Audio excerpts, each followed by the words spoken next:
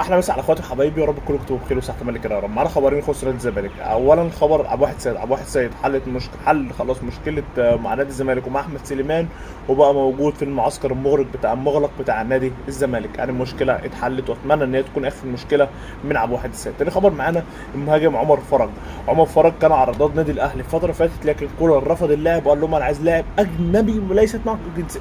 هو عايز لاعب بمواصفات تانية ورفض عمر فرج. فعمر فرج في الوقت الحالي هو على رضاد نادي الزمالك. لكن انا مش عارف اقول لك، هو لاعب جاي قشطه تمام، بس هو ليه الزمالك راح مش عارف اقول ايه. انا شايف ان الزمالك بيفكر غلط، اداره نادي الزمالك بيفكر غلط.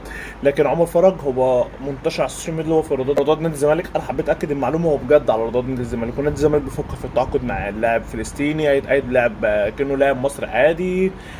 لاعب عموما نسخه من اسامه ابو علي. فاتمنى بجد اشوف نادي الزمالك، واتمنى نادي الزمالك ادارته تغير تفكيرها شويه وبس.